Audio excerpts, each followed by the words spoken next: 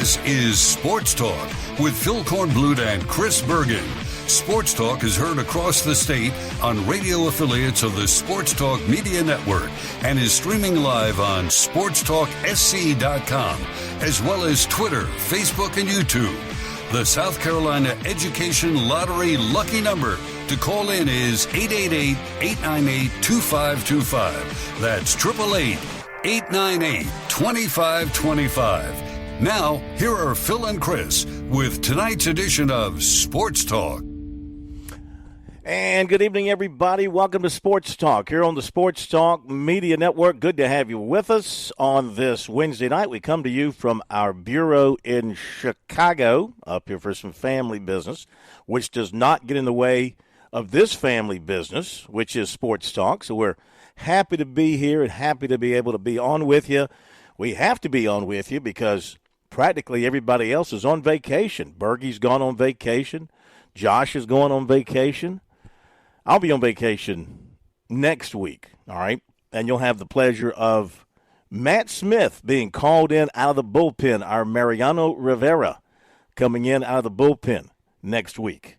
And JP will be in. John Patrick Barry will be in place of Josh. So it's the, I like to call it the A team and the A-plus team and the, don't want to say A-minus team. It's kind of a negative. Just part of the team. We're going deep on the bench for you to keep bringing you sports talk through the hot days of June and into July. No show on the 4th. Okay, no fireworks from us on the 4th. But every other night during the week, we will be here. Okay, tonight, Ray Tanner live with us at 6:35. Can't wait to have him on. Got a lot of questions for him and want to get his reaction and thoughts to a number of different things. So we'll save that for then when he joins us at 6:35. Appreciate him coming on with us as always. The Texas A&M baseball deal, Schlossnagle officially introduced today at Texas.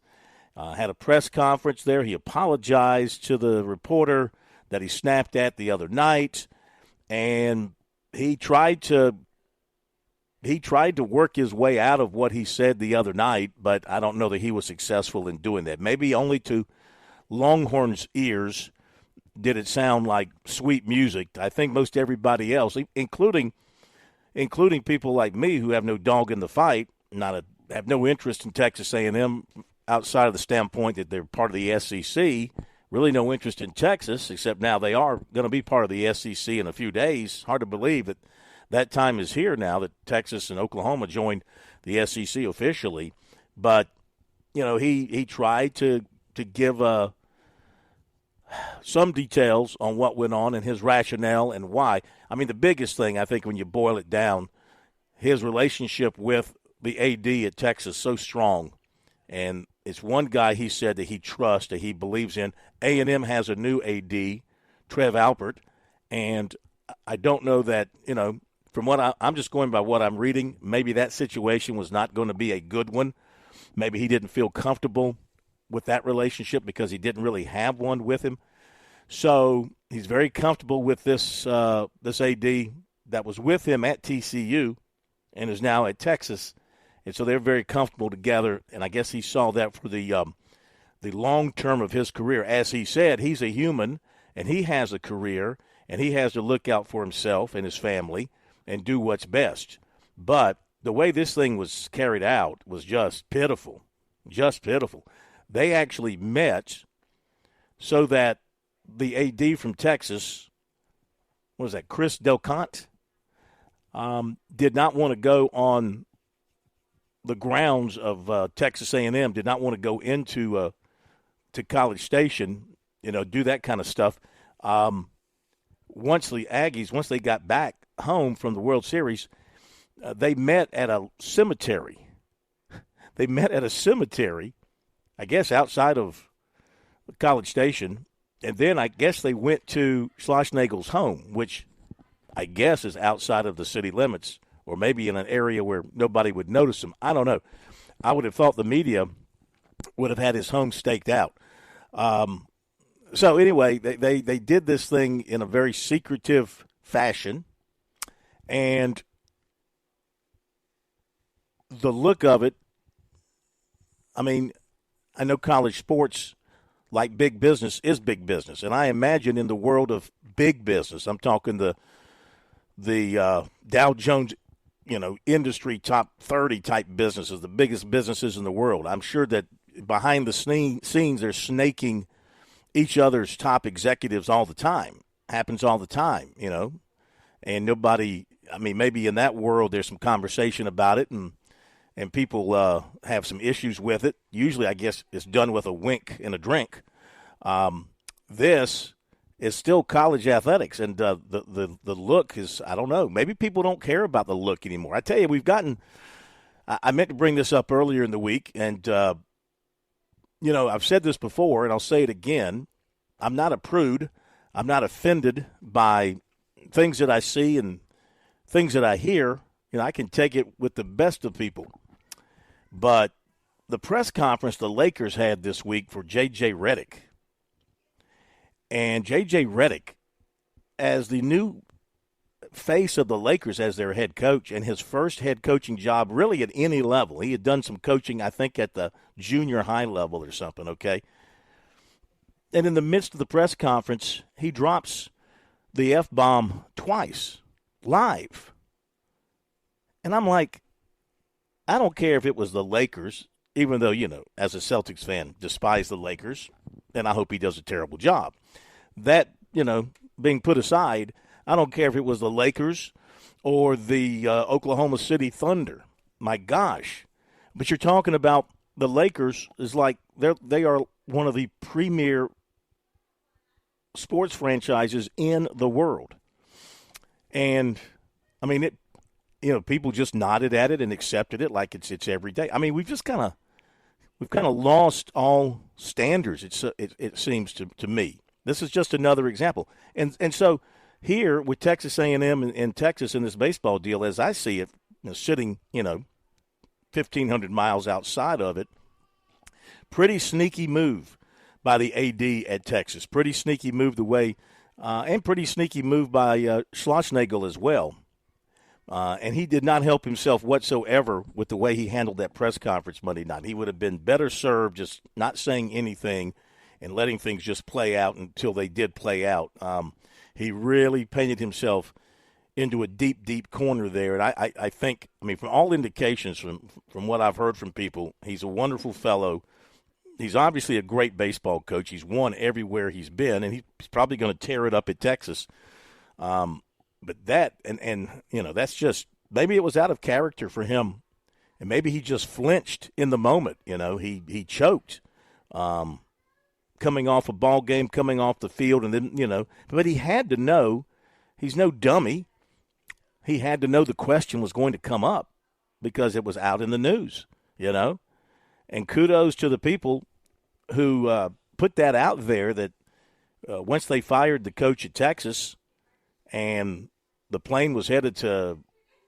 Texas plane was headed to Omaha, and Schlossnagle's name was being mentioned prominently, and you might have rolled your eyes and said, "No, that's not going to happen. No way that would happen." Number one, he's got a great job. Number two, he's got a chance to win the national championship. Number three, he's not going to go to his arch rival.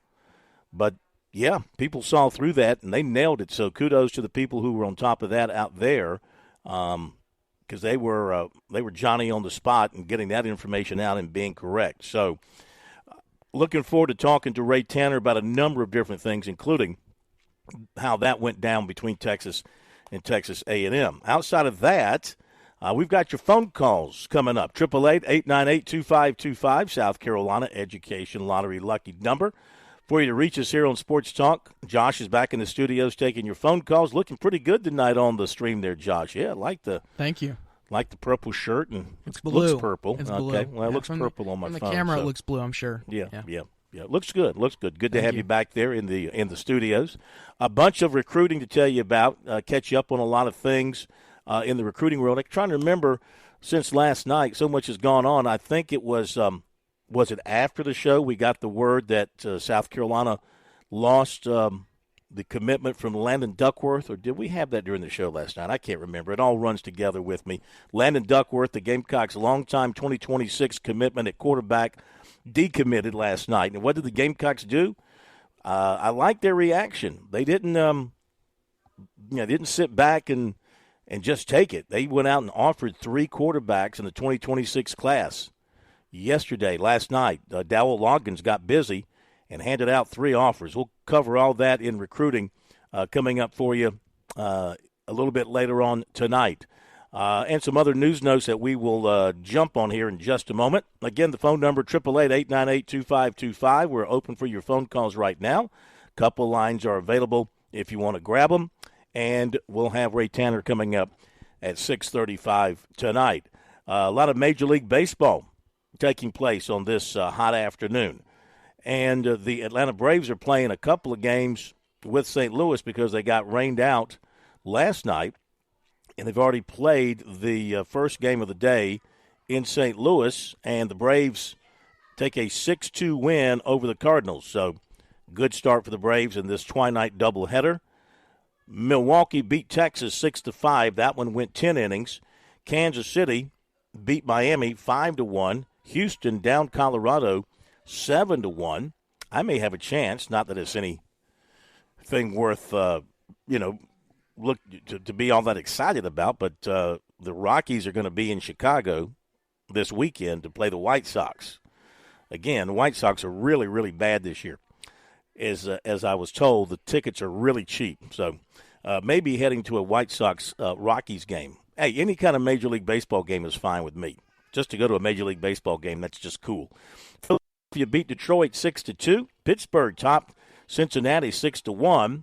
And Seattle over Tampa Bay 5-2. So busy afternoon in Major League Baseball. You're up to date on the scores as we have them in here. And a couple of other things I want to mention. So as they we'll have a new baseball coach at Texas A&M. He's going to be facing, whoever that is going to be facing rebuilding that roster because Aggie players have hit the transfer portal today. Hayden Schott, the freshman Gavin Grahovic, the standout Jace LaViolette. He, by the way, actually committed to Paul Maneri when Maneri was at LSU. And then I think when Maneri retired, I guess then he went to Texas A&M. The entire Texas A&M staff is going to Texas. So the whole group is moving. Caden Kent is in the transfer portal, John. Max Calford, James Bell III, Jake Hembry. Speaking of, I should mention here off the top, Clemson got a big-time transfer commitment today. Kendall Rogers, I think, reported it. Maybe somebody else. Oh, actually, the kid himself put it on his Instagram. Big-time player from Purdue as a freshman, first baseman Luke Gaffney, and he had a very very nice numbers this year. I think he hit over 330, and so he's headed to Clemson. Another nice power hitter picked up by the Tigers from the transfer portal, John.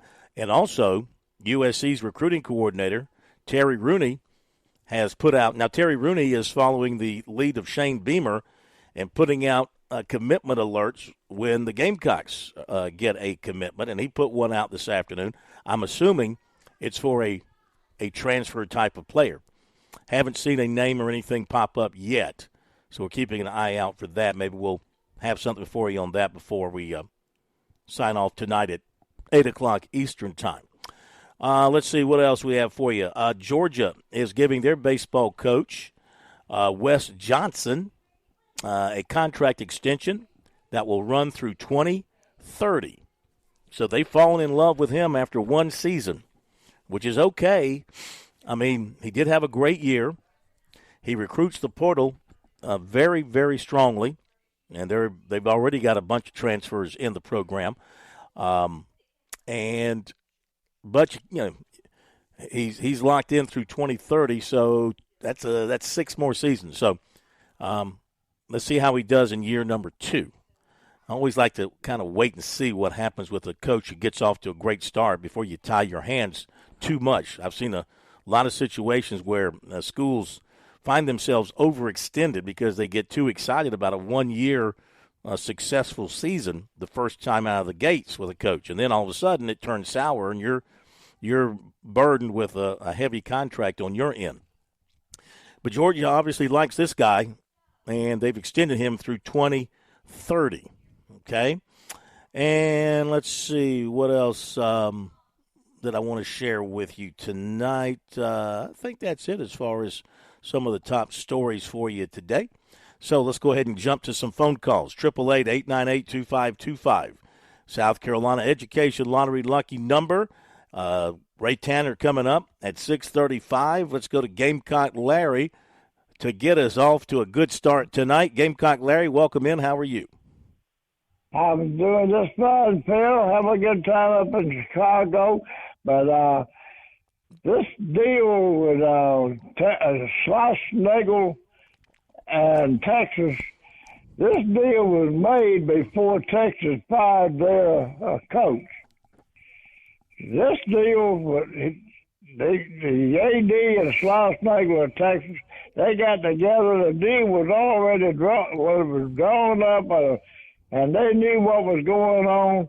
And then when they fired the coach, and many schools will fire a coach that's been to the College World Series 3 out of 8 years without knowing they was going to get the man they wanted. And I don't know why they done it, but they did. Friends and friends. But that reminds me of Brian Kelly jumping from Cincinnati to Notre Dame back a few years back. I don't know when it was. But I'm telling you, I do not like the Aggies. I do not like the Aggies. We heard you. But I just hope the Aggies, when Texas and Slosh come down to A&M next year, I just hope I'm around so I can see. I just hope they stomp them in the ground. So I'll tell you what, grown men acting worse than young kids. That's all I got to say. Love all y'all. Go Gamecocks. All right, thank you very much. Gamecock Larry making some very good sense tonight and keeping it to the point. We like that. I mean, look, is that just the way of doing business in college athletics? I don't want to be naive Nancy over here. And is that wrong for me using a female name? Maybe I should be naive. What's a male name that starts with an N that goes with naive? I don't have Nathan. any. I don't know. Naive Nathan. Yeah, maybe I shouldn't be naive Nathan. I mean, you can't use women's names anymore to emphasize things. I think that's in poor taste. I guess it's in poor taste. Anyway, I don't want to be naive Nathan over here, but it's a cutthroat business. It's a cutthroat business. Recruiting, cut your throats. Grabbing coaches, cut your throats. Loyalty. Where is loyalty, I ask? There's no such thing as loyalty. Now, I mean, again, in this case, there was a relationship between the AD at Texas and the coach at Texas A&M. And maybe that's where the loyalty is. Maybe he's loyal to him. And, boy, I tell you what, it took well, maybe it didn't. I mean, that's why I can't wait to talk to Ray Tanner about this and kind of get his thoughts because, I mean, he's in that position as an AD to see these things happening behind the scenes, and he knows what's going on. He might have had some clue. Maybe, ADs, they talk to one another, do rumors spread among ADs around the SEC. But here you got a guy who's not even in the SEC yet, about to be in the SEC, and he comes in and he takes a coach not just from the biggest rival of his school, but an SEC rival. And I guess, and we've seen that happen before. We've seen coaches move within the league, and but it's never a pretty thing when that happens. I mean, obviously one fan base is going to be totally ticked off about it and going to carry a grudge for a long, long time. And the other fan base is as happy as they can be because they feel like they feel like they're more powerful. And, of course, I'm sure at Texas, in that state, Texas looks down their nose at Texas A&M and considers Texas A&M to be like their redheaded stepchild. And, oh, just look, we just pulled your highly successful baseball coach away from you, and we did it right under your noses, and we did it right as he was playing for the national championship. They want you to believe this. I can't believe this now. I mean, I think Schlossnagle said today in some of his comments that, of course he said he was 100% focused all the way through, 100% focused on winning the national championship at Texas A&M all the way to the last pitch. And, of course, they were in it all the way to the last pitch. But you can't tell me, there's people who believe, I've seen other reporting that said that the conversation started going back several series in the regular season, was towards the end of the regular season, but with several series to go in the regular season. I mean, they've been talking about this, according to these reports. The AD and Schlossnagle have been talking about this for some time. I mean, obviously it was done well in advance. It's a complicated thing. That's a complicated deal. You just don't – it wasn't like he just got a phone call Monday night after the game was over and said, hey, man, you want to come to Texas? Okay, I'll see you in the morning. You got there's the contract. There's a lot of other things that have to be dealt with.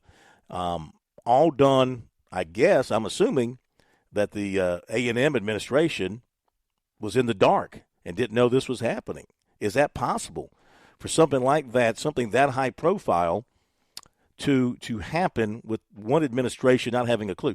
But here's the other thing I want to talk about with Ray Tanner coming up. What does this say about where we are with college baseball today? And I think this is a good thing. I mean, college baseball now is blowing up.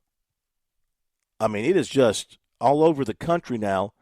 It's a shame that the Pac-12, the Pac-10, the Pac-8, whatever the Pac you want to call it, is gone, because that West Coast, I mean, the schools are still there, but that West Coast league representation is no more. And I think, the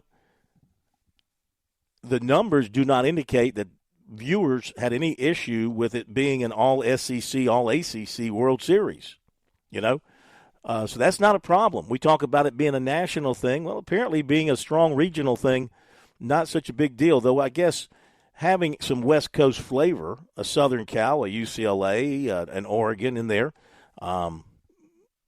would add a little more of a national appeal to it maybe, but it didn't hurt them, apparently, with the viewership this time around. So I think baseball, college baseball, and now as a result, of course, it's going to cost more.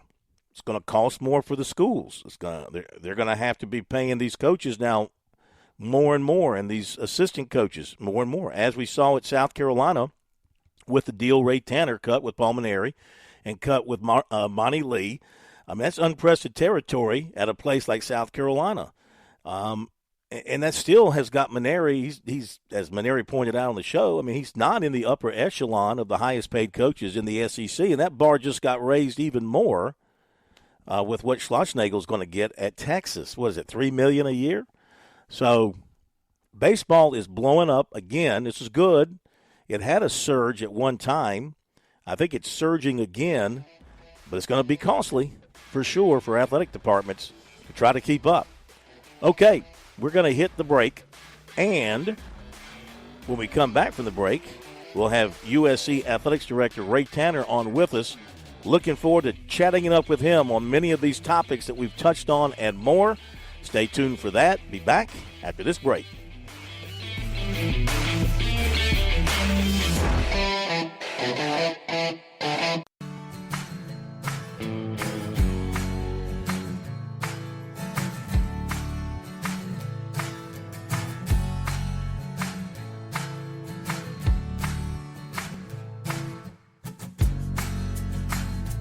We are back on Sports Talk.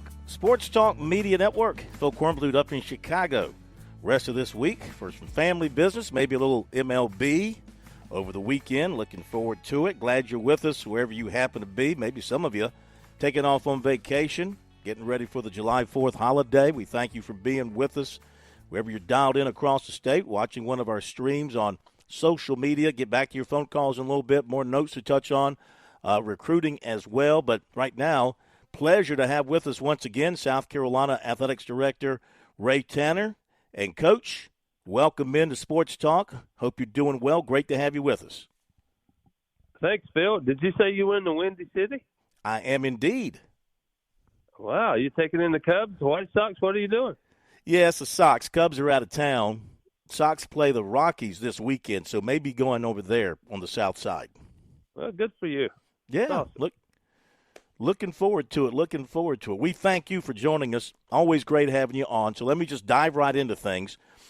Give us your take on what happened between Texas A&M, your reaction to everything, how that went down, how Schlossnagle handled that press conference Monday night.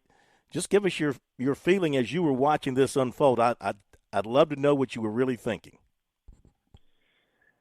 Well, it's interesting. It was a dynamic, and I knew the background a little bit with Chris Del Conte when he was athletics director at TCU, and Schlossnagle was the baseball coach there. They had a great relationship and worked well together, and so it wasn't surprising that once he made a decision to terminate his coach at Texas, that Schlossnagle was going to be the guy that he wanted to bring to Austin. So that wasn't surprising, I don't think, to people in the baseball circles.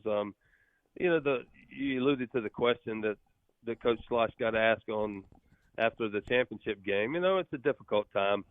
You just lost the game, and you get asked a tough question. You ask hard questions, Phil, sometimes, and probably in hindsight, maybe you should have answered it a little bit differently. But it is what it is, and things happen, and people move on, and Texas A&M will find a new coach, and Coach Schloss will join Chris over in Austin. Look, you sit in a different seat than the rest of us. You're part of that world. You're part of that business. Those of us not there in that seat, outside of it, we look at that as being kind of dirty pool. Do other ADs, do you look at it as dirty pool, or do you look at it as just the way the business is run today in college athletics, or maybe always has been run? Well, I don't think it's always been run that way. This is, I guess, next week or soon I'll be entering my 13th year. So I've seen the business change, even in the athletic director chair. But since I've been involved in college athletics my entire professional career, things have changed. I mean, there was, you start with players. There was never – kids didn't transfer, and if they did, they sat out. And then once they did transfer, there was always, in most cases, some sort of conversation among the leadership, whether it's coaches or ADs. And then when it comes to situations like this, a lot of times I typically, if I'm going to talk to somebody's coach, I'm going to call the athletics director at the other school as a courtesy. Mm-hmm. And a lot of times that happens, but a lot of times it doesn't happen, Phil. It doesn't happen throughout. There are occasions, but not all the time. And that's just sort of the evolution of the business that, I got to go get a new coach, and you deal with the contract and deal with the circumstances. And I know that there have been some among my colleagues, and I'm not just speaking from the SEC, but across the country, there's times that, people have angst with each other over decisions that are made, but it's changed. It's not like it was many years ago, certainly. Yeah. It's not a gentleman's game anymore, is it, among ADs when it comes to going and getting a coach? I mean, it's to us, to me, it's not a real good look, but do the people in charge care about the look anymore? It's a matter of going and getting my guy, and over time things will settle down and people will move on. Well, I think there's something to that. I mean, you and I have been around for quite a while, so we've seen it on the other side, and it's just different. And I think that the other way was good. I think it was more collegial, if you will, than maybe it is today. But it's where we are, and I think that when decisions are made. And you can remember when coaches did go from place to place, a lot of times it was not within the conference. It was from another conference to your conference or vice versa. But that's all gone by the wayside at this point. So Texas A&M is looking for a coach, and, I mean, look, they're pissed off. They're liable to break the bank to get whoever they want to get to come to their place. So, I mean, you just hired a big-name, national championship, Hall of Fame, winningest active coach in college baseball in Paul Mainieri, and you got him with a great contract. But are you checking on him to make sure he's, locked down in Columbia, not, taking any phone calls from over in the Texas area? Well, he and I did have a conversation today, so I checked on him a little bit. But no, I'm not concerned about that. We have a signature, so everything is good. But yeah, I would guess that Trev Alberts would be trying to do what he can to make a splash, and I don't know, as we sit here right now, I don't know who that person might be, but Texas A&M certainly can do what they need to do to hire a coach. Yeah. Have you heard any names that have some legitimacy that you want to throw out there? No, I haven't. I have heard a couple of names, but I wouldn't throw anybody's name out at this point. But I don't know. I don't know what's going to happen. This is a great league. I mean, we had two teams playing. You mentioned A&M and Tennessee playing, and Tennessee won it all. Congratulations to Coach V and Danny White over Tennessee. But this league's incredible in so many sports, if not all of our sports. So it's challenging, and you want to try to put yourself in the best position to be successful, regardless of the sport. Is the league ready for Texas and Texas A&M to be together? Because, I mean, you think about Auburn and Alabama, okay, obviously that's been the heavyweight in the league forever. But this thing, Texas A&M, is it possible that could trump Alabama, Auburn in terms of just pure hatred and intensity between these two institutions? Well, I think it probably got ratcheted up a notch, with the baseball situation. But it's all good. I haven't known Trev very long since he'd gone over to A&M from Nebraska, so he hasn't been in the room a long time. But I've known Chris Del Conte for quite a while. So, two great schools and guys that are trying to win at a high level, both of their institutions. So these things happen. You got to try to go after the best, and Jim Schlossnagel's proven that he's one of the best in building a program as anybody in the country. And there was an existing relationship that they had from years ago, and now it's been revived. Well, I tell you, the College World Series was great. I sense a major, not necessarily a resurgence, but a surge in college baseball. Tell me if you agree with that. The popularity of college baseball may be ratcheting up several notches, which is a great thing for those of us who love college baseball. Maybe from your standpoint, administration standpoint, it's already more costly for you. It's going to be more costly across the board for schools, as I think, college baseball seems to be taking a major step forward across the board in terms of facilities and television viewership and just national interest. Are you sensing that? I am, and maybe some other sports as well. Softball has certainly made some progress over the years as well, but because of the draft, Major League Baseball draft is shorter now, I believe 20 rounds. You've got the NIL world going on in intercollegiate athletics, so that changes the dynamics considerably also. When you get right down to it, college baseball players are getting developed at a high rate, and it's evident that if you're really good at this level, not just Paul Skeens from LSU last year, who's already in the big leagues, but others, Wyatt Langford, and guys that were already on big league rosters in a short period of time. You don't have to go into professional baseball right away, which makes the caliber of play at the collegiate level really, really good. The fan interest is good. It's a shorter 56 games. In the big leagues, you play 162. So those 56 have tremendous value. There's a lot of importance on midweek games, and more season tickets are being sold, more viewership, as you mentioned. So, yes, you're spending more, but there's a chance that your revenue is also growing at the same time. But I do agree with you. It's I think it's an all-time high. Tickets were hard to come by in Omaha, that's for sure. Absolutely. I think the TV numbers are going to be really, really good. Considering it was a regional event for the most part, I mean, I don't consider Texas A&M to be the South, but it was all SEC, all ACC. Some thought that might be a turnoff to the rest of the country, but I don't think it was. I don't either. And you know, it's different, and certainly there's Big 12 baseball that's good. The West Coast has had some really, really good teams. Even the years that the West Coast had such good teams, if you go back to UCLA, Fullerton, you know, Southern Cal, it's been a long time, but others, they had good programs, but the fan interest wasn't the same as it is in the Southeast. So we've been ahead of them for many years now, and you know, I think that's as high as it's ever been. And then you see 4 ACC, 4 SEC teams make it to the Omaha, and it was a pretty neat setup. You mentioned ticket sales, popularity. You've got a new coach. Is going to no doubt bring new energy, enthusiasm, excitement, and interest to your program. I mean, I know nothing's happening over there at Founders Park right now, but could you foresee a time here in the near future where the 8,000-plus seats that you have at Founders Park won't be enough? Thoughts of possible expansion, or do you think you're sitting at a good number right now with what you've got? I like the number. I've always liked it since we opened it. I thought we were in a good spot where we would have 8,000. I think sometimes you get 12 or so, it's too many.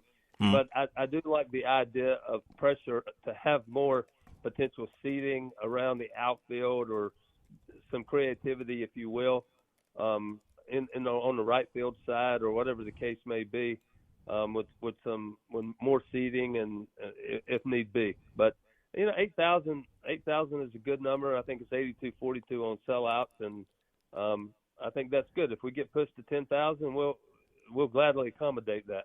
Sure. Early thoughts on Paul Maneri and what you're seeing from him at work in a Gamecock uniform? Well, you know, he's busy. I mean, today when I chatted with him, he was entertaining a prospect as I was on the phone. I understood I needed to be quick because he had a visit, and he's been tirelessly working since he got here.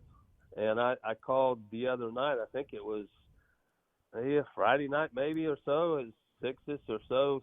I was leaving the office, and I called to check on him, and he said he was still in the office. I said, well, let's go have dinner. So we went and had dinner and talked baseball for 2 hours, and so it's he's got tremendous energy. He missed the game. You know the story. He had the neck issue. He had some surgery, and it was somewhat extensive, and he just couldn't continue to coach at the time. He really never finished his career, if you will. Mm-hmm. And this gave him an opportunity, and we've been friends for a long time. And I told the story. I was vetting out some candidates, and I knew he had some interest last year at a couple of schools, and certainly I wanted to check his temperature on coming to Columbia, and he was excited about it. So we made some progress in a short period of time, but he's got tremendous energy. He can't wait to get going, and I love what he had to say. You know, he's not interested in a 3-5 year rebuild, or let's go. We had a pretty good team last year. We won 37 games. We got some guys back, and let's try to get in the mix. So, and that's what it's all about. It's a great league, a lot of excitement. We need to be in the midst of it. I have no doubt that he'll have you right there. Visiting with Ray Tanner, athletics director at South Carolina, for a few more minutes. Let me ask you a couple of questions here on the business side that I don't particularly like to talk about, but it's something that we have to always talk about this day and age with college sports. The settlement that's coming eventually, the House lawsuit and the others, and we've seen the figure of $22 million each school's going to have to fork over as part of that. Where are you guys with that at this point, preparing for that from your office? Well, we're preparing. You can rest assured it's a daily It's a daily conversation. We've been working on it for quite a while, expecting that there will be a settlement sometime in the near future. And the number that you threw out, I would expect this to land somewhere between 18 and 22 that will be divided among the student athletes. How that gets divided, we do not know. Is Title IX a component that we don't have parameters of that yet? And I think Judge Wilkin has made the statement, I believe, that Title IX would be up to somebody else to decide, not her. And so all those things will have to be vetted out and decided. We are talking about a settlement, but we really don't know the parameters. So we know that there's going to be some sort of revenue sharing among the athletes. NIL does not go away. That's still another component, but it will be handled differently going forward than it is today. It will be more marketplace driven and proven with an entity that will have to approve decisions that are made or deals that are made. So it is a different space, but I'm somewhat confident, and maybe I feel a little bit more reassured that we will know what the rules are as we move forward. Rules might be too strong a word, but I use parameters again. That we'll know what the parameters are.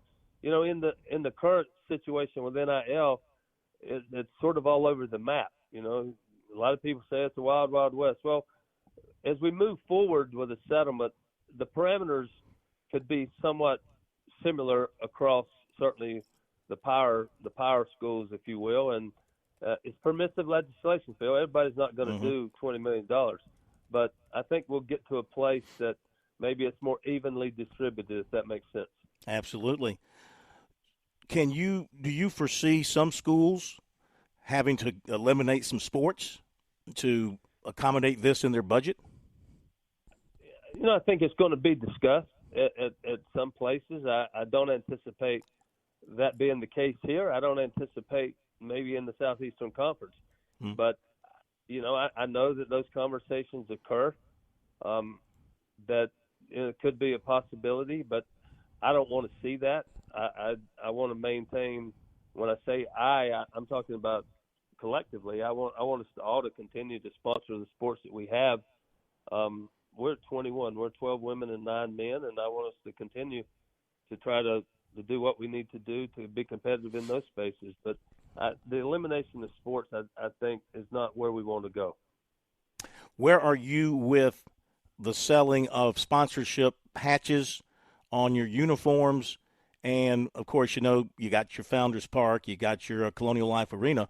Williams-Brice, I know selling the name rights to the stadium might be taboo because you've got a family name on there, but the field, are your people working on putting a sponsorship type name on the field? Potentially, all things are on the table at this point. As you know, revenue generation is paramount in this day and age as we move forward in the NIL world and the financial pressures that we have in intercollegiate athletics. So I met with a group the other day that, they said, "You were the former baseball coach." I said, "Yes, and I like my wall to be green. I didn't want to see advertisements on the wall." and for about 30 seconds, the room got quiet. And I said, but I realized that we probably moved on from that because, you can flip on the TV tonight, Major League Parks, you see advertising everywhere. Oh, yeah. So it's just it's different than years ago, but I think you're going to see more and more of different types of sponsorship, whether it's on the wall, on the field, the ribbon boards, whatever the case may be. It's revenue generation is a must. Last thing, and we'll let you go. This is a question of, really, from my standpoint, because it's a pet peeve of mine. Really, I get the NIL stuff now. It's been several years. I've, personally sucked it up, accepted it. Okay, that's the world we live in. We live in. That's all well and good. And I know it's used as part of recruiting, but it's still, it drives me crazy. It gets under my skin when I see schools on social media with recruits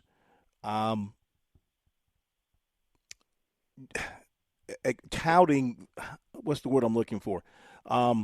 Well, like I saw some visits this past weekend at schools, and they had the kids in front of these expensive cars. Like, you come to our school, you're going to get yourself this fancy car. To me, it kind of smells of exploitation in some way. I don't know if that's the right word or not. I haven't seen that from you guys or Clemson when it comes to your social media people with the players on campus for their visits. They do their pictures and they play up the Gamecock theme and the excitement and all that, but I don't think I've seen any of that kind of stuff from you guys. And my question to you is, do you ask your social media people and your coaches not to go that far with it, or do you care if they were to take them out and put them in a Jaguar and kind of try to show people, hey, you come here, you can get a Jaguar? What is your position on that? Do you have a position on that? Well, I think I'm probably maybe, Phil, you and I might be on the same page when it comes to some of that. Recruiting is important. And, whether you're on social media or whether it's on a visit for the weekend, it's important for a young man or young woman to understand exactly what the opportunities may be. But I think there's different ways of sharing that kind of information. What you alluded to, I don't think it has to be done that way. So I would tend to agree with you that we should stay away from that as much as possible. But recruiting is important. Do you ask your social media people to kind of stay above board with that kind of stuff? Is that anything you've ever talked with them about? No, I have not specifically had a conversation, sit down and say, we're not going to go this far, we're not crossing this line. But we haven't done it. So I wouldn't anticipate that we would do it in the future, that if we thought maybe it might not be as tasteful as we would like for it to be. All right. Any big announcements coming out this summer related to, football scheduling you're working on, or anything else people should be looking forward to? I don't think so, but, June is gone and July is around the corner, and, we'll be into our fall sports before you know it. It's a little breathing time, for football staffs especially right now, and even on campus. So it's a little bit quieter than normal, but, being on a campus, I've been on a campus since I left high school, so it's exciting. I'm very fortunate that I'm in a position that I get to be around young people and student athletes that are achieving, on the field and in the classroom, and it's still a great place to be. I know there's been a lot of changes and they're challenging, but we adapt and we evolve and we keep moving forward. The popularity of television, football is still extremely popular. CFP's coming in a different way, and so there's, of all the things we talk about in college athletics that are different, and a lot of people might not like it, it's still very popular, and it's still great to be a part of it. Absolutely. Listen, I was in that group when all this started happening. I thought, this is going to be the death of it, but it seems to be the opposite. I think maybe gambling has something to do with it. I think people are so into gambling. That's why my theory is that's why TV numbers are up high, because people have got $5 riding on this baseball game or $10 on this basketball game. That's just my personal take on it, but I think you're right. I think the popularity and the support is still there. It's different. Everything is different than years ago. Where you can remember, we've evolved. It was, you had to hire great coaches. You had to improve your facilities. It was the arms race, and then NIL hit, and it's a different thing. Graphics were a big deal. Not as important right now as they were at one time. So we go through different periods in intercollegiate athletics. Coach, as always, we appreciate it. Thank you for hanging in there with us. Have a great summer. Look forward to seeing you around. Football season will be here. We'll see you at ball games and such, and we appreciate your time tonight. All right, thanks, Phil. Enjoy the White Sox and some good pizza. Looking forward to it. Yes, sir. Thank you very much, Ray Tanner, AD at South Carolina. Top of the hour break, and we'll be back.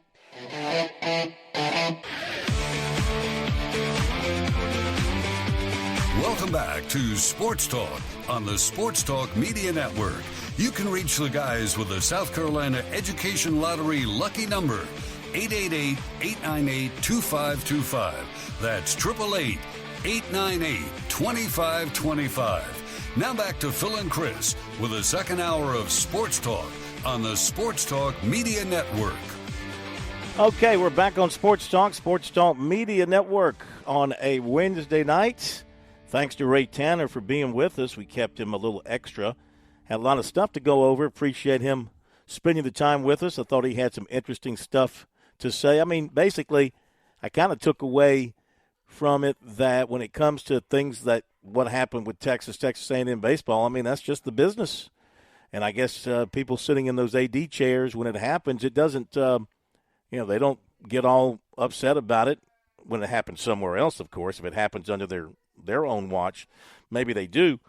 But they realize, that ADs are working to find the best coaches available to fit their schools, and sometimes you have to do some things behind the scenes, under the table, not illegal stuff. Guess everything was legal, maybe to some. Not necessarily from a professional standpoint, you would look at it in a positive way. But I guess with this day and age of doing business, as Ray mentioned, it's sort of an accepted thing now. So, you snatch somebody away from me, then I'll go snatch somebody away from somebody else and cause that person to have some agitation. Because Texas A&M is going to go grab somebody's coach, right? You figure. They're not going to be fortunate enough to find a Paul Mainieri sitting out there. Now, look, if Paul Mainieri had not been hired by South Carolina, well, I bet you Texas A&M or maybe even Texas would have. But obviously the Texas AD, Del Conte, had Schlossnagle on the mind all along. That was going to be his guy. But you wonder if Texas A&M may have made a play at Mainieri had he not already taken the job at South Carolina. So you wonder who Texas A&M will go after, what young up-and-coming coach, successful coach, maybe a middle-aged coach who's got a little bit of a track record going, who they will try and go after to try to lure to College Station. I would think it would not be a difficult hire as far as what they can present. They can match up with anybody when it comes to the money. I read where Bluebell Park maybe needs some work, some renovations, whatever the case may be there, but they've got the money to do it and the commitment to do it. I mean, they're committed to being a championship baseball program, though they've never won a national championship. Came close this year. So going to be fun to watch and see what happens there, where that domino falls. And then when they take somebody's coach at this stage of the summer, going to leave somebody else high and dry, and they got to go get somebody. So, on and on it goes. But thanks to Coach Tanner, interesting stuff. I think he's kind of the same mindset as I am when it comes to parading recruits out on social media and putting them in these settings where you've got, cars and jewelry and, 85-inch televisions, whatever it is you want to give them from an NIL standpoint, and just kind of flaunting that stuff. I think so far South Carolina and Clemson have avoided getting into the flaunting area of that. I hope they continue. I hope they stay classy, San Diego, as the anchorman said.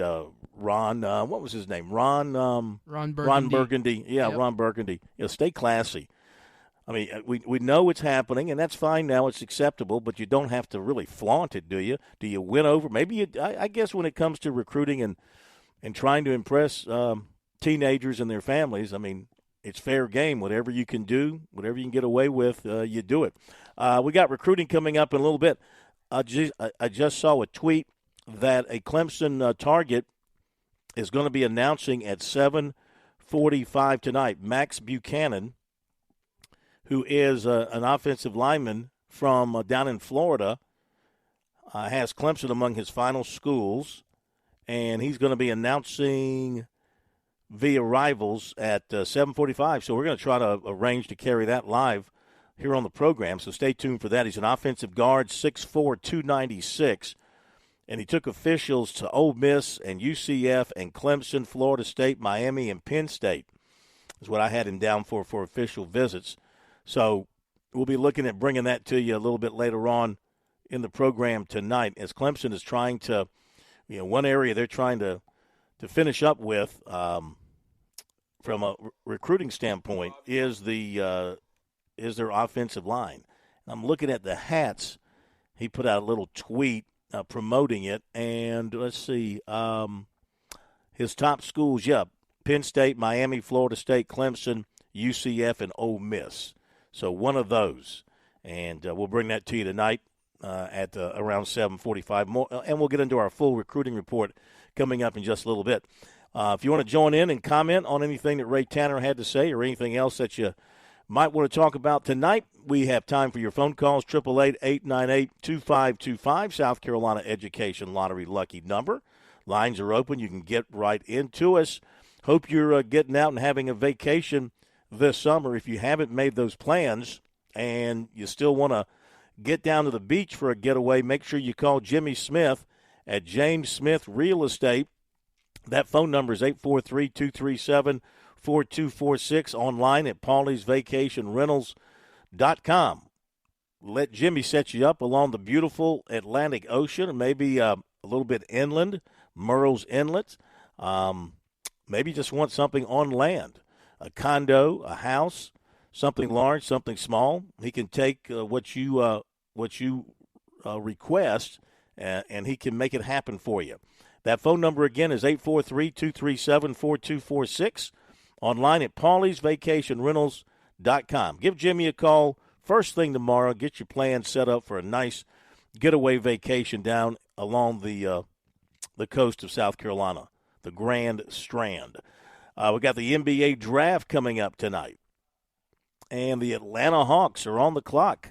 They've got the first pick. Atlanta, Washington, Houston, the Spurs again, Detroit again, Charlotte again. All these are again. These are all teams that I think were in the lottery last year for the most part, and they're back in it again. You know, San Antonio stands to have the biggest night because they've got 2 lottery picks. They have got, as things stand now, trades, crazy trades. A lot of trades happen right around draft time, as you know. They have the 4th pick and they have the 8th pick. And then Memphis at 9, Utah is at number 10, Chicago's 11, and then OKC has the 12th pick. The draft is coming up tonight, and we'll see who's able to do what with what they can work with there. And one thing about the draft, whether it's this draft or the NFL draft, it drives me crazy. Another thing that drives me crazy is these online reporters, and a lot of them work with a particular league. They're breaking the news of the pick before the pick is announced on television, which I would think would drive the leagues. I think that would really tick off the leagues. I would think that they would want to keep the suspense totally to television, to their television broadcasts. They apparently don't have a problem with these various reporters, 3 or 4 minutes before the pick is announced, putting it out on social media. I guess they get it through the agents. If the phone calls are made, the player knows who's getting ready to pick him. Thus, the agent knows, and the agent must tip somebody off. I think I'd put the hammer down if I was one of those leagues. If I was a commissioner, I'm like, look, we want everybody to get this off our broadcasts, and we want to increase the number of people watching our broadcast. Of course, maybe they consider people watching the social media outlets and the streams as an important part of that. But I think it spoils things, to be honest with you, for those of us who want to watch it on television. I don't want to see the pick 3 or 4 minutes in advance. I want to see it when it happens live on television. But anyway, something else you have to live with in today's world, and you'll start seeing these picks coming out. Let's see, the draft begins at about, is it 8 o'clock tonight? The draft begins, and the picks will start being announced shortly before each one is made. So NBA draft coming up tonight here in just a little bit. And, of course, here in the state, I guess when you think about it, really only P.J. Hall from Clemson. I'm just trying to think if anybody else really has a chance of being selected. I think it's just P.J. has a chance or has the best chance of anybody from the state being selected in the NBA draft, which is going to be done over 2 nights. So they got tonight's the first round, tomorrow night's the second round. All right? So we got that going on. Update our poll question of the week, which you can vote on if you have not already. We suggest that you take advantage of it. It's always fun to vote in the poll question of the week. It's available on our X at the top of our X page. It's pinned to the top. It's also on our website, sportstalksc.com. And this week's question, asking who is, in your opinion, who was the outstanding college baseball player in South Carolina for the 2024 season. 436 votes are in, and Cole Messina has a comfortable lead. He's got 57.8%. And it's not a bad vote. Consensus All-American, the Johnny Bench Award winner, had a great year. And really, when he hit the SEC tournament, that's when he rose to the occasion, and he put on a show.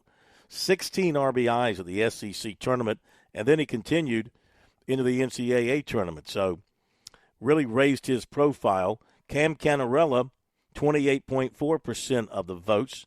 A worthy vote there as well based on what he did this season offensively and defensively. Sam Antonacci from Coastal Carolina, a little over 13%. And Bryce Martinez, Wofford, getting a little bit more support. He's up to 0.7% of the vote. So if you haven't voted yet, take the time to do so. Have some fun.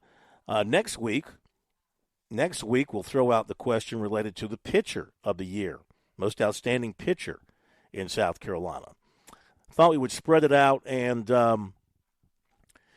not pit pitchers against position players and hitters because they're two different animals, so I thought we'd try to give credence to both.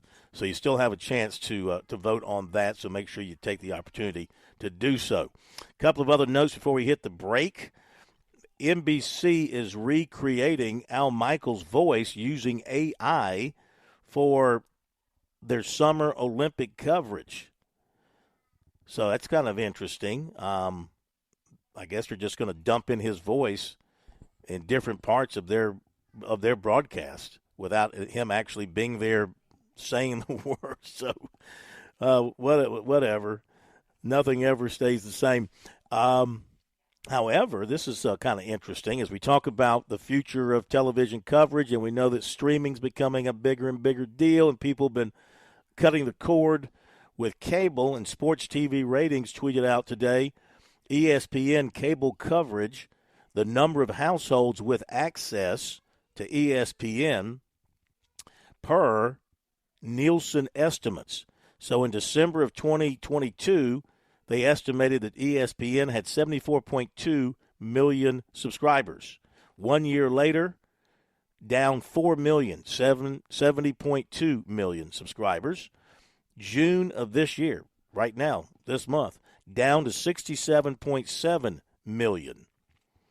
So they're down from 74.2 million to 67.7 million. That's a loss of roughly over 6 million subscribers since December of 2022.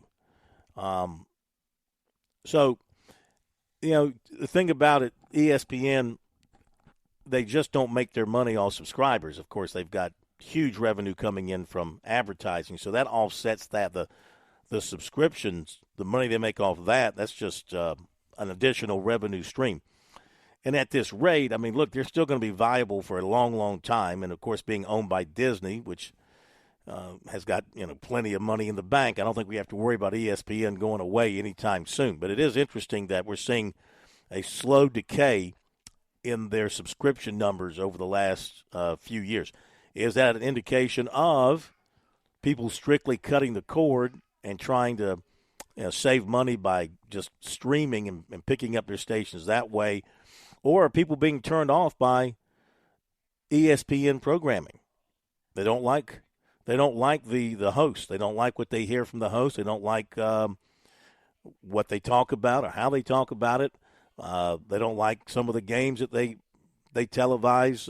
Maybe that's part of it as well. People have been turned off by some things that ESPN has done over here in recent years, and some of the people they've promoted as their top hosts might turn off some people and push them to not subscribe to that channel. All right, we're going to run to the break on Sports Talk and come back with the recruiting news for tonight. And then we will be getting ready for this announcement by Max Buchanan, Clemson target, coming up at 7:45. We'll bring that to you. Hopefully it won't have a long lead into his announcement, but you know how these things go with these recruiting networks. I'd like to give you the kids' life history before they get to the announcement, so be aware of that, and we'll be back. We're with Major Billy Downer of the Department of Natural Resources. Major Downer, let's say I'm out in the woods or I'm on the water and I need to reach a DNR agent. How do I do that? Operation Game Thief, Phil. It's been around 30-plus years. You can call us at our 24-hour hotline any time of day, 1-800-922-5431. To report wildlife violations or to get help if you're in trouble in the woods or on the water, call us at Operation Game Thief, 1-800-922-5431. You've put in the work for your education. The extra early, extra late, extra work. That's because you understand education opens doors to better pay, better opportunities, and a better you. Being educated about playing the lottery is no different. It helps you be a better player, one who knows when to play and when to take a rain check. The lottery's a game, so let's keep it fun. Learn more at sceducationlottery.com/betteryou. Stay tuned. More Sports Talk is coming up on the Sports Talk Media Network. Relax this summer with a promotional rate on select travel purchases with your Founders Federal Credit Union credit card. Now through August 31st, get 6.99% APR for 6 months on qualifying purchases, including airfare, hotels, restaurants, and cruise lines. Don't let interest rates slow you down this summer. Visit foundersfcu.com/travel to learn more. Not a Founders member yet? Founders has the financial tools you need and the personalized service you deserve. Stop by an office or visit foundersfcu.com to learn more about Founders and see if you qualify for membership. On March 1st, 2025, the promotional APR will revert to the effective APR as previously disclosed. Call 800-845-1644 for details about credit costs and terms. Membership qualification required. Great things don't happen all at once. Big dreams take time. And when it comes to saving for college, it's those small steps that make a difference. I'm State Treasurer Curtis Loftus. Future Scholar, South Carolina's 5-9 college savings plan, is designed to be taken step by step. You can start with any amount, contributions are tax deductible, and earnings grow tax-free. So why wait? Discover the smart, easy way to save for college at futurescholar.com. The Sports Talk Recruiting Report is sponsored by Seawell's Catering.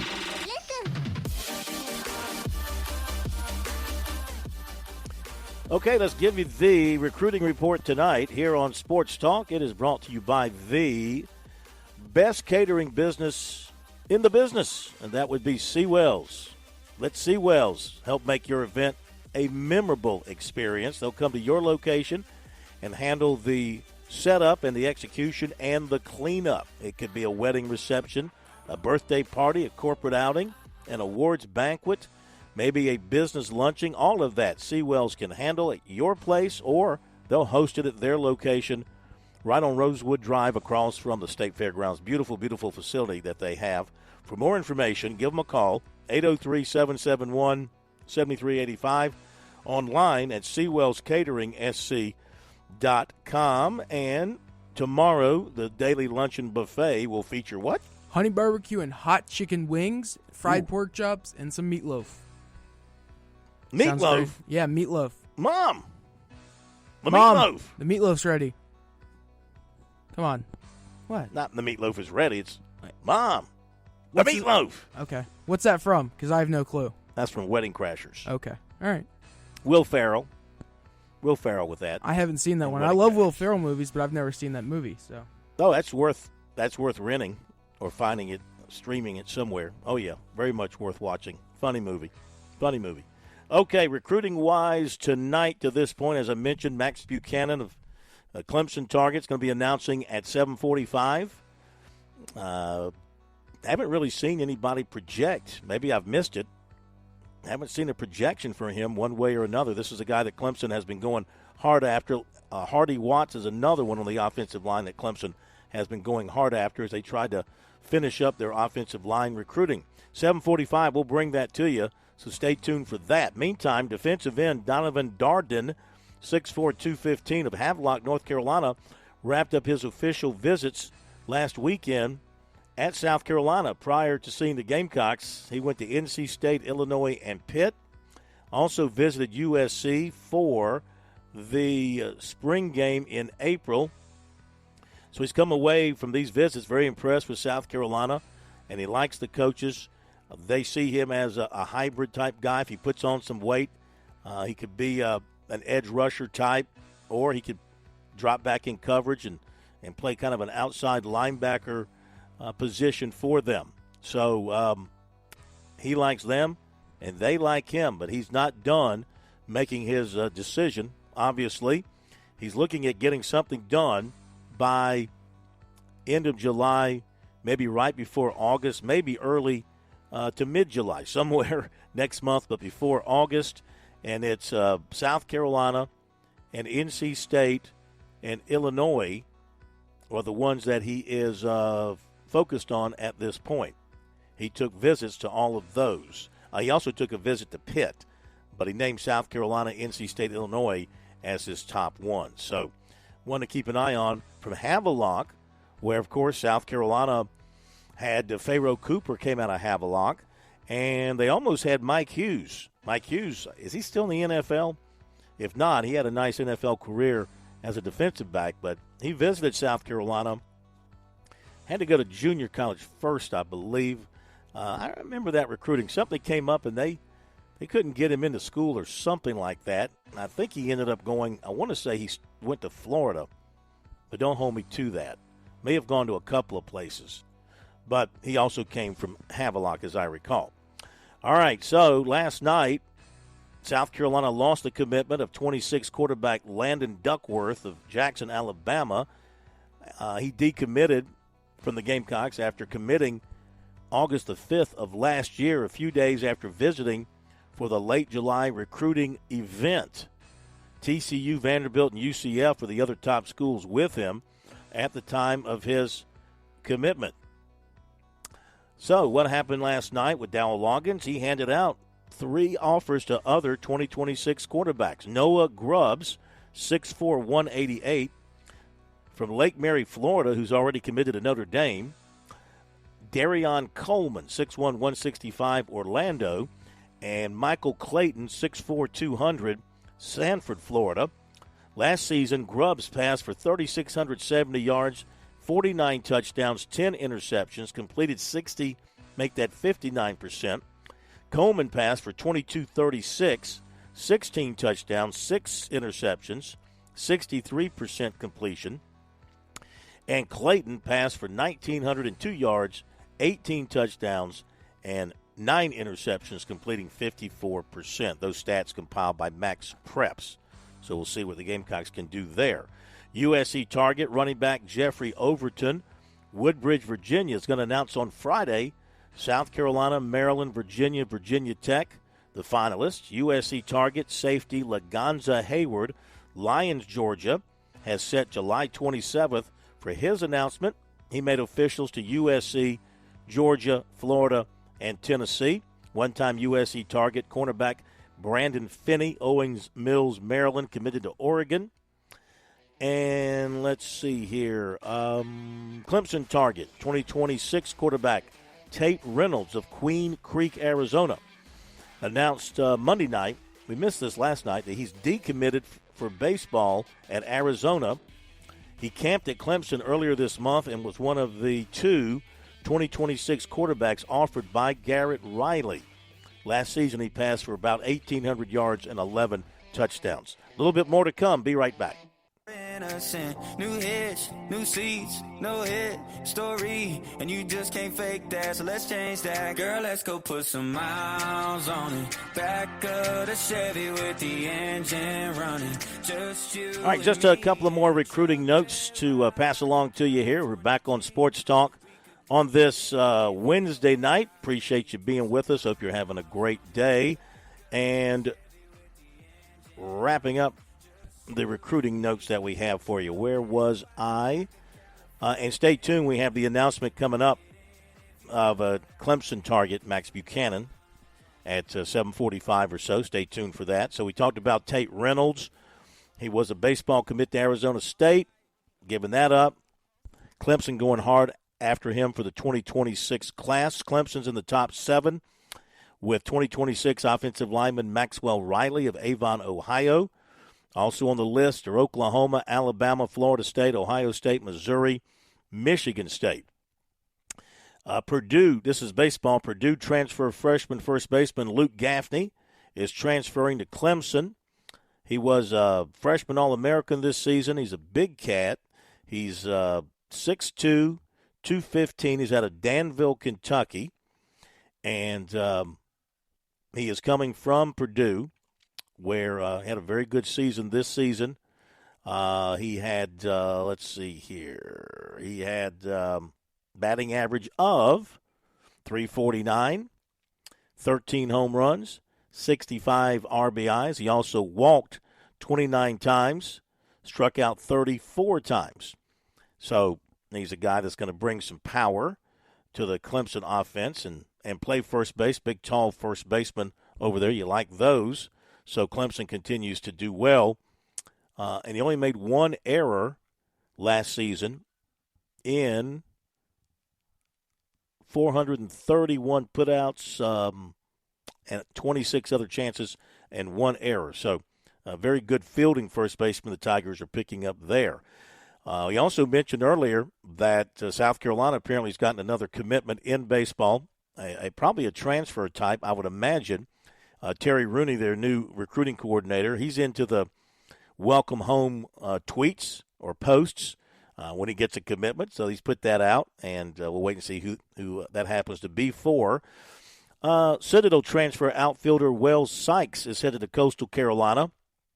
Hit .333, 3 home runs, and 16 RBIs. And also left-handed pitcher Dawson Newman is transferring to Coastal Carolina from Longwood, citing a change in the coaches there. So he's headed to Coastal Carolina. Basketball, women's basketball recruiting, 6'1", Agot Makir. Don't hold me to the pronunciation of A-G-O-T, Agot Makir, of Ontario. Included South Carolina in her top 12. The others are Michigan State, Kentucky, Virginia Tech, Notre Dame, UCLA, UConn, Michigan, Louisville, Vanderbilt, Duke, and North Carolina. So still a ways to go, but South Carolina there in the top 12 with her. There you go with recruiting for now, but stay tuned. We're going to hit a break here shortly, and when we come back from that break in a little bit, we'll take you live to the announcement by Max Buchanan. Just seeing this NBA note, and South Carolina native, I believe this is the same Nick Claxton, who's from Greenville, who went to Georgia. He's in the NBA with the Nets. Adrian Wojnarowski reporting that Claxton intends to sign a 4-year, $100 million deal to return to the Nets. So cashing in quite large for him. So that's that's huge money for a guy that is terrific rebounder and shot blocker. Not much of an offensive threat, but obviously the Nets think that he's an important cog for them in trying to become a playoff team. All right, so wanted to play this for you. Jim Schlossnagle today at his press conference at the University of Texas after leaving Texas A&M. And let's go to the question and the answer. I guess in the minds of those who were there, this is sort of like the key question and key answer for these people at the press conference about why leaving Texas A&M and going to Texas and kind of breaking the hearts of the Aggies after indicating that he had no interest in going anywhere else. Here's what that sounded like, question and answer. Coach Schlossnagle, Olin Buchanan, TexAgs.com. Welcome. Thank you.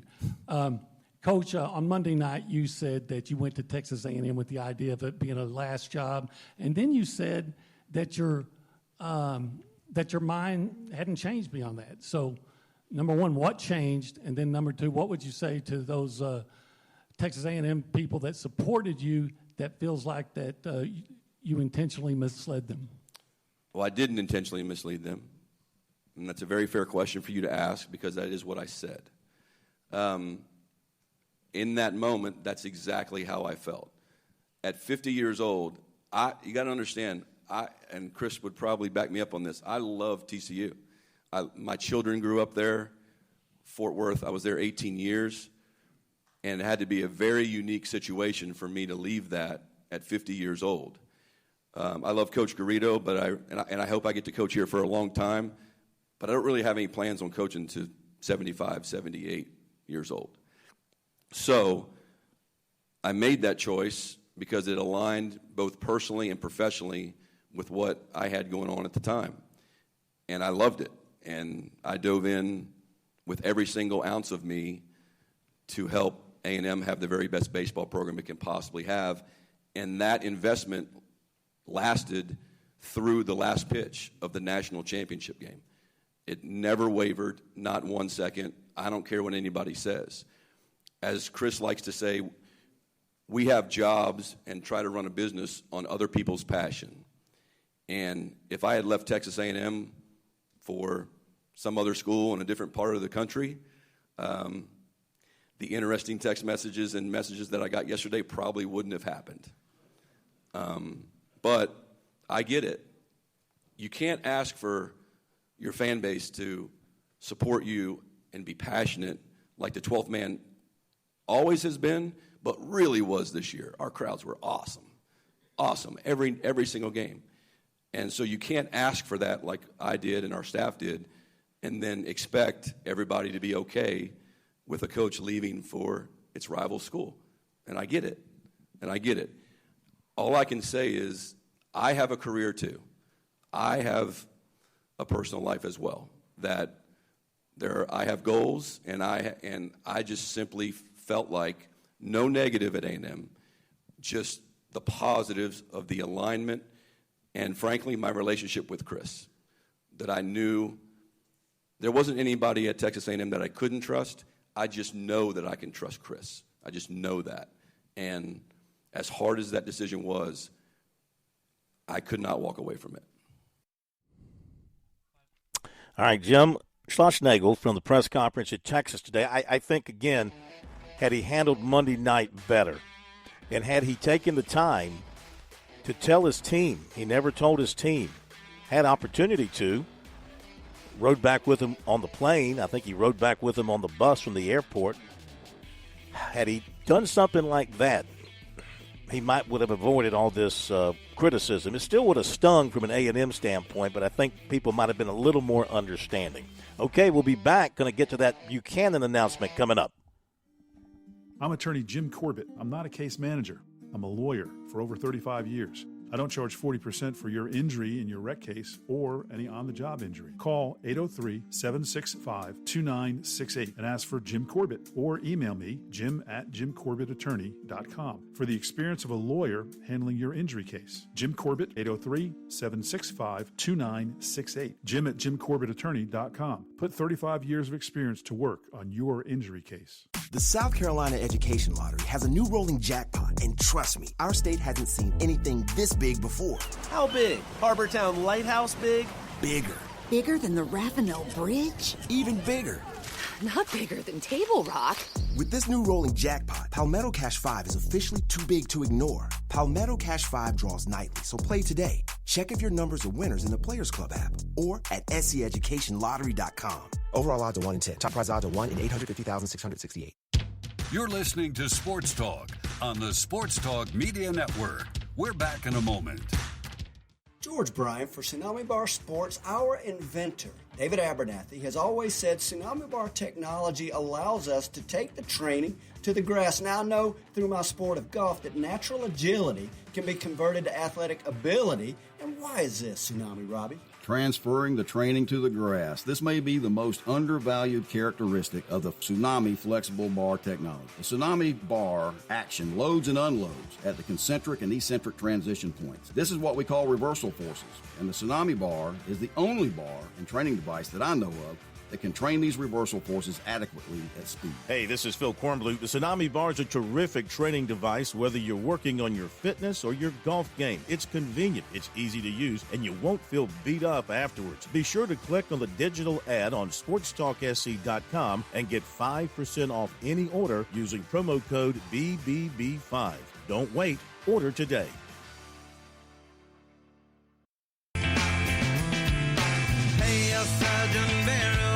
Break the spell of aging. Celebrity skin, is this your gender? Is that war you're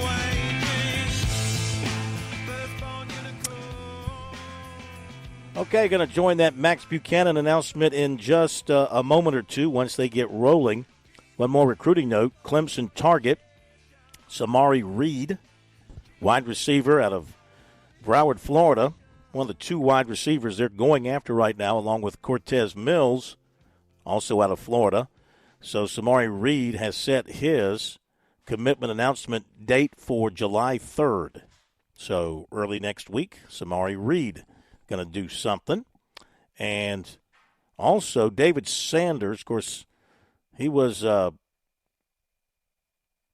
subject of a lot of conversation by South Carolina and Clemson people early on in his recruiting. I'm not so sure that is still a hot item for either one of those. He took an official visit to South Carolina so early, back in April. And I think the Gamecocks were just rolling the dice there to see if maybe they could catch a big fish real early. But he was going to go through the process and do all his official visits. And he took one to Clemson. But the Tigers seem to have faded here just a little bit, maybe a good bit with him. It appears that it's Ohio State, Georgia, and Tennessee. His father spoke with Letterman Row, which is a Ohio State product, and he talked about the official visit they had to Ohio State and how good that was. This is the dad talking, just an amazing visit, and apparently from that conversation with him, this website writes it's Ohio State, Georgia, Tennessee for Sanders at this point. So, player that Clemson and South Carolina put a lot of effort into early on in the recruiting process appears to be their chances for him appear to be fading at this point. So, waiting to connect on this Max Buchanan announcement, which should be getting underway here momentarily. And as soon as Josh gives me the word on that, we will go to it. Yeah, so he's live. The issue is right now he's doing an interview with one of the Rivals.com reporters. So they're Well, let's go ahead and bring that up. Sounds good, yeah. That's part of what we're going to bring up. Max Buchanan, offensive guard, Sanford, Florida. Let's listen in as they lead up to his announcement. Clemson, Miami, Florida State, Penn State, Central Florida, Ole Miss. Let's see what he does. You see all the coaches' houses and all the famous people. When I was at FSU, we played laser tag in the indoor, which was fun. I was cooking on that. I was doing good. When I went to Penn State, we did fly fishing, which was a first for me. I've never been fly fishing before, but it's always been something I wanted to do, and I'm glad I did it. It was definitely an experience that I loved a lot. We went on Lake Day, and I was tubing with all the guys when I was at Clemson. That was awesome. When I was at UCF, I've been there before, but Universal, it's always good to get back to. It's a fun time. And then Ole Miss, it was double-decker week. There was nothing but things to do. Yeah, we'll keep some of those private for the audience here. But a lot of people are tuned in. They probably want to see where you're going instead of me rambling. So let's give you the floor. Max Buchanan, Rivals 250 offensive lineman, dozens of offers, top 6. Floor is yours. Yes, sir. Where are you going? Thank you all a lot. So I want to shout out my family and all of the coaches that have been recruiting me in this process. There's a bunch of families that I love and all the coaches that have been helping me to this. Shout out to my dad, my mom, my step-parents, the Freeman family, especially all the coaches from when I was a youth all the way up to now. And for the next 4 years, I'm I'm going to go be Kane. All right, it's Miami for Max Buchanan. All right, so Clemson missing on that offensive line target. That's kind of been a sticking point for the Tigers in recruiting in recent years, and one of the things that I think why Dabo Swinney decided to make the change with the offensive line coach, bringing in Matt Luke to take over that job, was the hope that he could improve in that area as far as getting better offensive linemen. And they missed on this one. The Tigers, in their 2025 class to this point, as far as offensive linemen are concerned, they do have 3. Easton Ware, 6'5", 280, Lynchburg, Virginia. Braden Jacobs, very heavily recruited, 6'7", 310 out of Buford, Georgia, offensive tackle.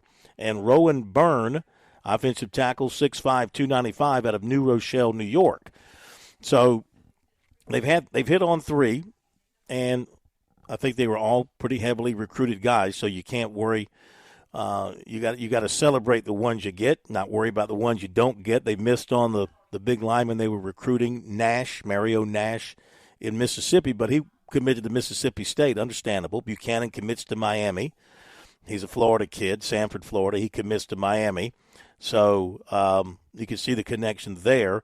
But he was in for that official visit weekend for Clemson, first weekend of this month. And, Tigers, he was also in for a Clemson camp last summer, was in for a game in November. So he'd had a great deal of interaction with Clemson through the recruiting process, but ends up going with Miami in this particular case. So let's see what else we have here for Clemson as far as their offensive linemen are concerned that they are still recruiting. I mentioned David Sanders. Does not look like they're going to get him. Hardy Watts, 6'6", 285. They remain very much in the mix there. It's them, Michigan, and Wisconsin. He's announcing on July 1st. So that's coming up pretty quickly. And he would certainly I think Clemson's got an excellent shot with him.